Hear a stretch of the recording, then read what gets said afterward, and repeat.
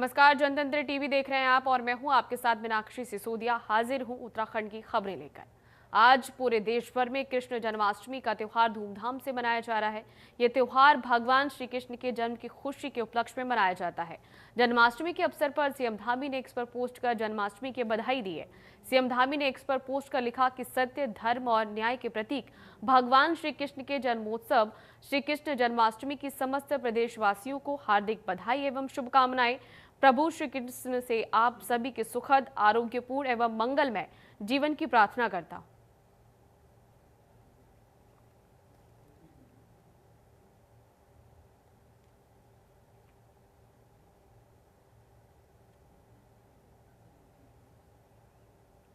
और वहीं भारत रत्न अटल बिहारी वाजपेयी की आज 7वीं पुण्यतिथि है। अटल बिहारी वाजपेयी का जन्म 25 दिसंबर 1924 को मध्य प्रदेश के ग्वालियर में हुआ था और वे 3 बार देश के प्रधानमंत्री चुने गए। वाजपेयी के दशकों तक बीजेपी का चेहरा रहे और पूर्ण कार्यकाल पूरा करने वाले पहले गैर कांग्रेसी प्रधानमंत्री थे। अटल बिहारी वाजपेयी की पुण्यतिथि पर सीएम धामी ने एक्स पर पोस्ट कर उन्हें श्रद्धांजलि अर्पित की है। सीएम धामी ने एक्स पर पोस्ट कर लिखा कि भारत रत्न परम श्रद्धेय अटल बिहारी वाजपेयी जी की पुण्यतिथि पर कोटि कोटि नमन। आपके अद्वितीय व्यक्तित्व, ओजस्वी उद्बोधन और राष्ट्रवादी विचारधारा ने भारतीय राजनीति को नई दिशा दी है। आपका जीवन देशभक्ति, समर्पण और सेवा का अनुपम उदाहरण है, जो हमें सदैव राष्ट्र निर्माण के पथ पर आगे बढ़ने की प्रेरणा देता है।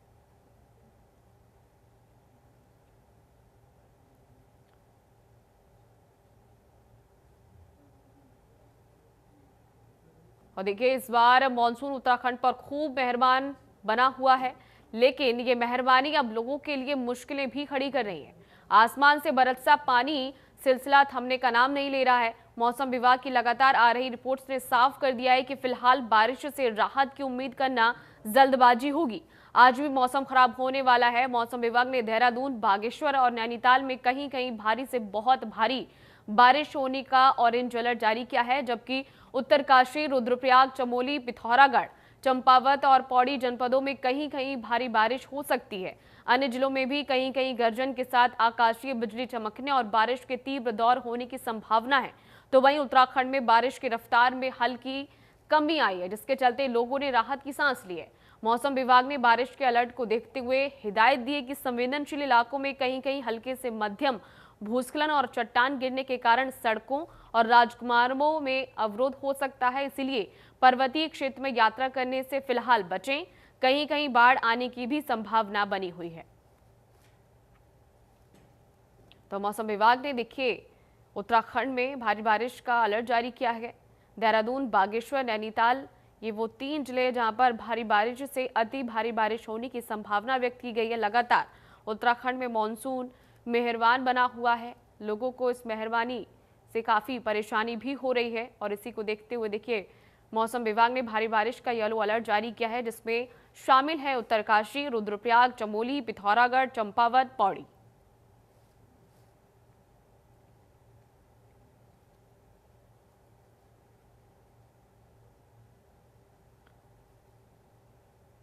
और वहीं जिलाधिकारी प्रशांत आर्य ने कहा कि धराली हर्षिल में आई प्राकृतिक आपदा के बाद पीड़ित परिवारों को हरसंभव सहायता उपलब्ध कराई जा रही है। शासन प्रशासन आपदा की इस घड़ी में प्रभावित परिवारों के साथ खड़े हैं। सीएम धामी के निर्देश के अनुसार प्रभावित परिवारों को 5-5 लाख रुपए की धनराशि के चेक भी वितरित किए जा चुके हैं।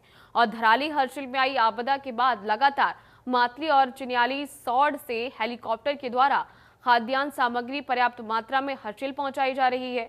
प्रशासन की टीमों द्वारा प्रभावित क्षेत्र के परिवारों को घर घर जाकर खाद्यान्न सामग्री के साथ दैनिक उपयोग की सभी वस्तुएं उपलब्ध कराई जा रही हैं। शासन प्रशासन दुख की इस घड़ी में पीड़ितों को सभी जरूरी सुविधा उपलब्ध कराने के लिए प्रतिबद्ध है। जिलाधिकारी ने कहा है कि बरसात के मौसम में जिला पूर्ति कार्यालय द्वारा सभी कार्ड धारकों को 3 महीने का राशन पहले ही वितरित किया जा चुका है, जिसमें जुलाई, अगस्त और सितंबर महीने का राशन सभी परिवारों को जुलाई में ही वितरित किया जा चुका है।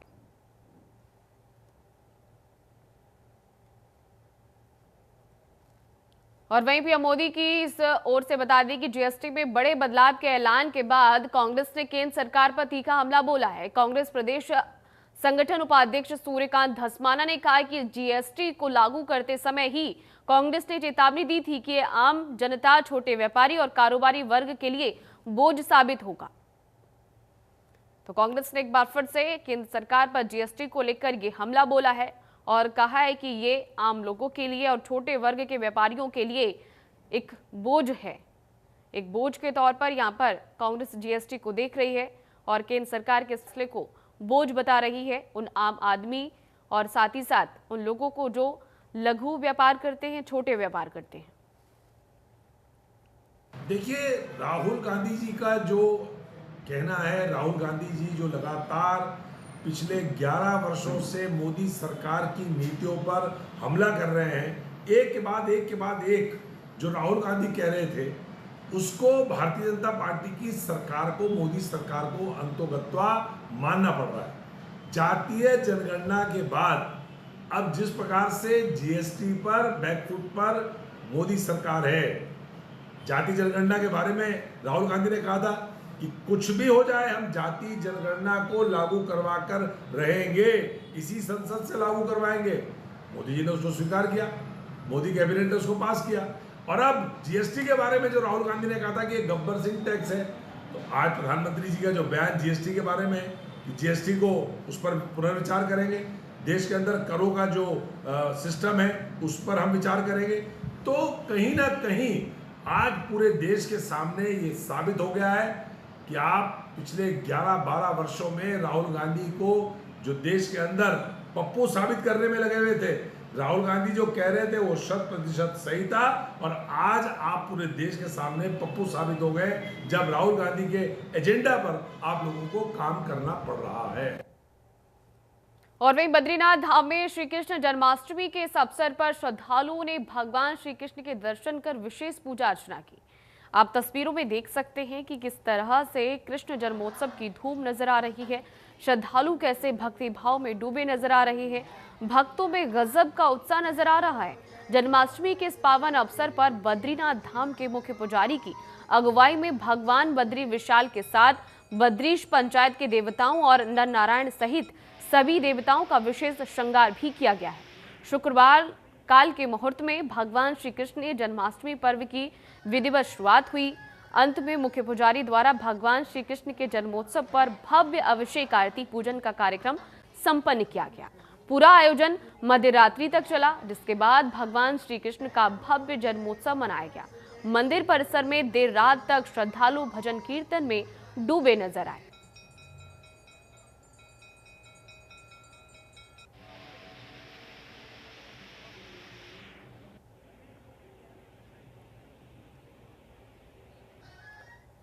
और श्री कृष्ण जन्माष्टमी पर हरिद्वार में घरों से लेकर मंदिरों तक भव्य तैयारियां चल रही हैं। बाजारों में श्रद्धा और उत्साह का रंग दिख रहा है। लड्डू गोपाल की मूर्तियों से लेकर श्री कृष्ण की पोशाक तक हर तरफ श्रद्धालु खरीदारी कर रहे हैं। सभी मंदिरों से लेकर घर आंगन तक सजावट की धूम देखने को मिल रही है। दुकानों पर लड्डू गोपाल की प्रतिमा, राधे कृष्ण की ड्रेस, मोरपुंख जैसे आकर्षक सामान ग्राहकों की पहली पसंद बने हुए हैं। जगह जगह जन्माष्टमी से जुड़ी सामग्री के स्टॉल भी लगाए गए हैं, जहां भक्त बड़ी संख्या में खरीदारी करते हुए नजर आ रहे हैं।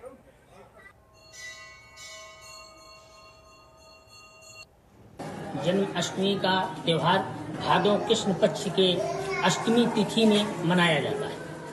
अष्टमी तिथि में जब रोहिणी नक्षत्र हो, रोहिणी नक्षत्र बहुत कम अष्टमी तिथि में पड़ता है, तो आज अष्टमी तिथि में श्री कृष्ण जन्म उत्सव अर्धरात्रि 12:04 से 12:30 तक शुभ अभिजीत मुहूर्त में होगा। किस तरीके से पूजा करनी चाहिए कृष्ण जी की और कैसे? कृष्ण जी की लड्डू गोपाल को, कृष्ण जी को हर घर पे लोग बड़े उत्साह के साथ चरणामृत पंचामृत से उनको स्नान करा के शुभ वस्त्र पहना करके शास्त्रोक्त विधि द्वारा अनुष्ठान करके अभिषेक करके उनका पूजन करते हैं। और वहीं उत्तराखंड के पर्यटन नगरी मसूरी में श्री कृष्ण जन्माष्टमी का पर्व धूमधाम से मनाया जा रहा है। सुबह से ही मंदिरों में भक्तों की भारी भीड़ देखी जा रही है। वहीं शहर के सभी मंदिरों को सजाया गया है और सुबह से ही पूजा अर्चना के साथ लोग भगवान श्री कृष्ण के जयकारे के साथ मंदिरों में प्रवेश कर रहे हैं। भगवान श्री कृष्ण को पाले में झुलाकर भक्ति गीत गाए जा रहे हैं। भक्तों में श्री कृष्ण जन्माष्टमी को लेकर काफी उत्साह देखा जा रहा है और भक्तगण प्रसाद चढ़ाकर भगवान श्री कृष्ण का आशीर्वाद ले रहे हैं। देखिए जी, श्री कृष्ण जन्माष्टमी पूरे भारतवर्ष में, देशों में नहीं विदेशों में भी बड़ी धूमधाम से मनाई जाती है। ये भाद्रपद कृष्ण पक्ष की अष्टमी तिथि को भगवान कृष्ण का जन्मोत्सव बड़ी धूमधाम से ये मनाया जाता है। हमारे सनातन धर्म में जितने भी त्यौहार हैं बड़ी धूमधाम से मनाए जाते हैं, जिसमें से कि होलिकात्सव हुआ, कृष्ण जन्माष्टमी है, शिवरात्रि व्रत है। उन्हीं में से विशेष महत्व जो है भगवान श्री कृष्ण जी का जन्मोत्सव का है, क्योंकि नंद बाबा के यहाँ भगवान ने जब जन्म लिया तो नंद बाबा के यहाँ गोकुल में बड़ा उत्सव मनाया गया। वैसे तो अष्टमी जो है मुख्य जो रात्रि व्यापनी थी वह 15 अगस्त को थी, लेकिन हमारे भारतवर्ष में एक स्मार्त अष्टमी होती है और एक वैष्णव होती है। ये त्यौहार ऐसा है जिसका साल भर हम सभी को इंतज़ार रहता है, क्योंकि श्री कृष्ण जो हैं वो सभी देवों के देव हैं, जिसे कहते हैं कि एक नारायण के स्वरूप हैं। तो उनका जो जन्म का एक दिन होता है जन्माष्टमी, ये भादों में आता है अष्टमी के दिन, और सभी मंदिरों में धूमधाम से मनाया जाता है। मेरे ख्याल से भारत का कोई ऐसा मंदिर नहीं होगा जहाँ पर आज के दिन ऐसा कोई त्यौहार ना मना, मतलब ये जो रंगारंग कार्यक्रम होता है, कीर्तन वगैरह का आयोजन किया जाता है, प्रसाद वितरण किया जाता है और पार्टियाँ बुला के और मतलब बढ़िया से बढ़िया प्रोग्राम करने की कोशिश की जाती है, सजावट की जाती है। प्रसाद बांटने के लिए यहाँ पर रात को 12 बजे तक 1 बजे तक भी प्रोग्राम किए जाते हैं और बहुत धूमधाम से मनाया जाता है। साल भर में सबसे बड़ा त्यौहार इसी को मनाया जाता है मंदिर में।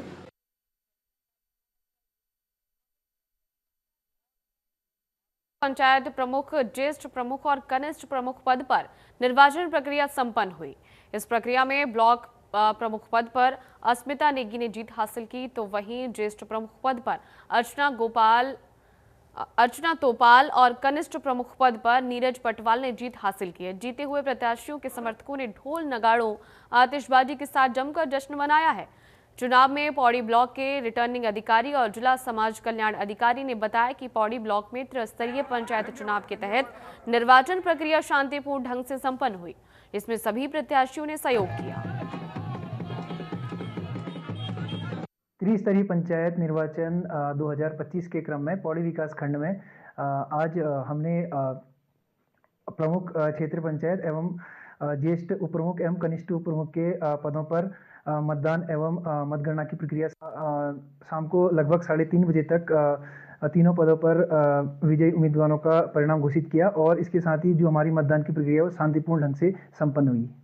चुनाव प्रक्रिया में जितने भी हमारे मतदाता सभी ने शांतिपूर्ण ढंग से मतदान की प्रक्रिया संपन्न कराने में हमारा योगदान दिया और इसके साथ ही मैं पुलिस बल एवं जिला प्रशासन का भी धन्यवाद करना चाहूँगा, जिन्होंने अच्छी व्यवस्थाओं के तहत मतदान की प्रक्रिया को संपन्न कराया। चाहूँगा कि मैंने मतदान एवं मतगणना की प्रक्रिया संपन्न होने के बाद समस्त अपने कार्मिकों का धन्यवाद ज्ञापित किया। उसके साथ ही सर मैं सबसे पहले धन्यवाद करना चाहूँगी अपनी सामान्य जनता का, जिन्होंने मुझे यहाँ तक पहुँचाया है, और सर सभी अपने बीडीसी मेंबर का, जिन्होंने कि मुझे पूर्ण सहयोग दिया, एवं हमारे सभी जो भी भाई बहन माताएं एवं पिता तुल्य बुजुर्ग हैं, उन सभी को मैं आभार व्यक्त करती हूँ उन सभी का। सर बहुत अच्छा रहा हमारी चुनाव प्रक्रिया। पहले तो सबसे अच्छा ये लगा कि बहुत ही शांतिपूर्वक हमारी चुनाव की जो भी प्रक्रिया थी वो पूर्ण हुई, और उसके बाद सर हमारे जो हैं टोटल 21 मेंबर होते हैं बीडीसी के पौड़ी ब्लॉक में, तो उसमें से 15 वोट मिल गया मुझे और 6 हमारे विपक्षी जो मतलब उठे थे विनोद भंडारी जी, उनको। तो सर अब जैसे मैं प्रमुख पद पे हूँ, मतलब अब मुझे आज से वो प्रमुख पद से घोषित कर दिया गया है। और धन्यवाद करना चाहती हूँ अपनी सरकार का, जिन्होंने एक बार फिर से महिलाओं को एक नया नाम दिया है और ग्रामीण से यहाँ तक एक पद देने का वो किया है। और मैं जो भी पद में हैं तो मैं और प्रमुख जी या कनिष्ठ प्रमुख हम मिलके कार्य करेंगे और ईमानदारी से अपने विकास का पौड़ी विकास खंड को आगे ले जाए। मैं बस यही अपनी पौड़ी जनता को धन्यवाद करना चाहती हूँ, अपने ग्रामीण क्षेत्र की जनता को धन्यवाद करना चाहती हूँ, जिन्होंने इतना सहयोग दिया, हमें यहाँ तक पहुँचाया है, महिलाओं को यहाँ तक पहुँचाया है, तो मैं धन्यवाद बोलना चाहती हूँ।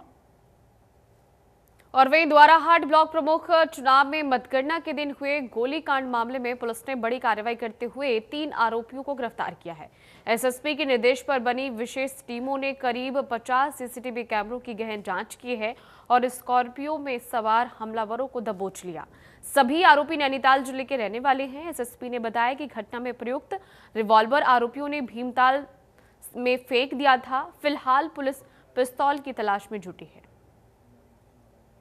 देखिए, ये द्वाराहाट थाना क्षेत्र का मामला था जिसमें जिस दिन काउंटिंग थी, ये ब्लॉक प्रमुख के लिए जो बीडीसी मेंबर्स के लिए जो काउंटिंग थी, उस दौरान काउंटिंग उपरांत कुछ मारपीट और फायरिंग की एक घटना हुई थी, जिसमें पुलिस ने तत्काल वहाँ पर एफआईआर दर्ज की थी। जिसमें सीसीटीवी हमने जो जितने फुटेज थे उनको खंगाले थे, उसके आधार पर हमें 3 जो मुख्य अभियुक्त थे जिस गाड़ी में वो थे, उस गाड़ी के साथ में तीनों को हमने कल लेट नाइट में उनको गिरफ्तार कर लिया है। और तीनों मुख्य रूप से ये तीनों हल्द्वानी में जो मुखानी थाना क्षेत्र वहाँ के रहने वाले हैं। पूछताछ में उन्होंने यही बताया कि फ़िलहाल वो आए थे तो किसी इलेक्शन रिलेटेड पर्पज़ से ही आए थे, तो उनको गिरफ्तार करके आज हम माननीय न्यायालय में पेश कर रहे हैं और इस संबंध में जो अन्य जो एफआईआर हुई उनकी अभी इन्वेस्टिगेशन प्रचलित है। और आपदाग्रस्त क्षेत्र में बने हालातों को देखते हुए स्वास्थ्य महकमे में भी उन सभी ग्रामीण क्षेत्रों में स्वास्थ्य सुविधाएं मुहैया कराने में जुटा हुआ है, जिसके तहत स्वास्थ्य शिविरों का भी आयोजन किया जा रहा है। मुख्य चिकित्सा अधिकारी ने बताया कि आपदाग्रस्त क्षेत्र सैंजी गांव में स्वास्थ्य विभाग की ओर से स्वास्थ्य शिविर का आयोजन किया गया, जिसमें 65 लोगों का स्वास्थ्य परीक्षण किया गया और आवश्यकता के अनुसार उनको दवाइयां भी वितरित की गई हैं। बताया कि स्वास्थ्य मंत्री डॉक्टर धन सिंह रावत के निर्देशों के अनुसार ग्रामीण क्षेत्र के अस्पतालों में डॉक्टरों और स्टाफ की समुचित व्यवस्था की गई है। साथ ही आपदा प्रभावित क्षेत्रों में लगातार स्वास्थ्य शिविर भी आयोजित किए जा रहे हैं। हमारी रेगुलर जो नज़र है वो इस बात पे है कि आपदाग्रस्त क्षेत्र में कोई भी असेवित न रहे। पिछले हफ्ते ये बात आई थी सैंजी और बाकुड़ा के क्षेत्र में, तो सैंजी हमारा बहुत असेवित रहा है। वहाँ के चिकित्सक हमारे पीजी अध्ययन पे चले गए थे, तो जैसे ही बात संज्ञान में है माननीय मंत्री जी का आदेश भी हुआ और हमने जो है एक नया चिकित्सक वहाँ पदस्थ कर दिया है। वहाँ की सीएचओ भी कुछ दिन पहले छोड़ गई थी, तो बगल की चपलोड़ी से मैंने 3 दिन सीएचओ दिया है कि वो भी वहाँ काम करेगी। एएनएम वहाँ पे पदस्थ है। एक नया फार्मासिस्ट भी दिया है मैंने। अब वहाँ पे पूरी व्यवस्थाएँ चाक चौबंद हैं। आसपास के सभी गांवों में 2-2 घंटे के लिए हमारी हेल्थ टीम जाती है, वहाँ के लोगों का इलाज करती है। पुलिस ने ऋषिकुल आयुर्वेदिक कॉलेज के पास गोलीकांड के आरोपी को दबोच लिया। आरोपी ने पुरानी रंजिश के चलते जानलेवा हमला किया था और मौके से फरार हो गया था। पुलिस ने 315 बोर का तमंचा भी बरामद किया है। वरिष्ठ पुलिस अधीक्षक के निर्देश पर कोतवाली नगर पुलिस ने सीसीटीवी फुटेज के आधार पर आरोपी को गिरफ्तार किया। आरोपी को हथियार के साथ हरिद्वार के इंडस्ट्रियल एरिया से गिरफ्तार किया गया।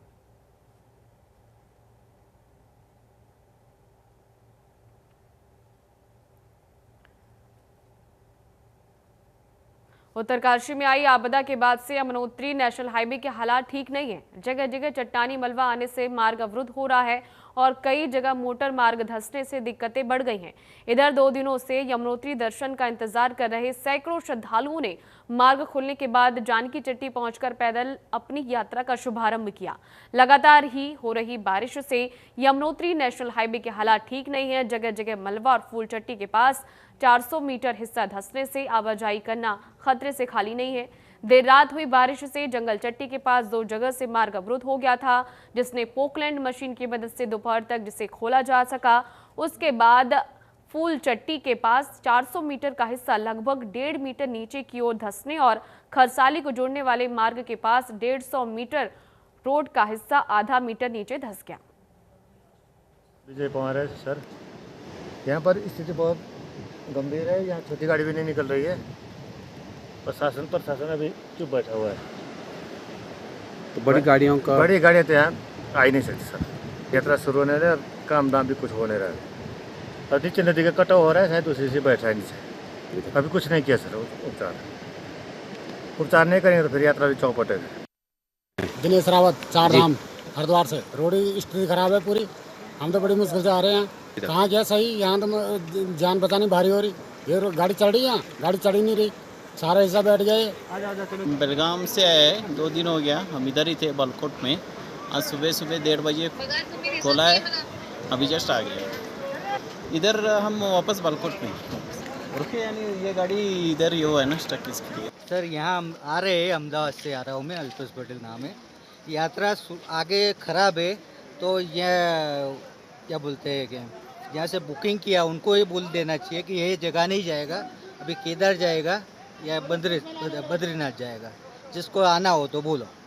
तो परेशानी, ये तो कभी परेशानी का बात बन जाए और यात्रा धाम में नाम खराब हुआ है।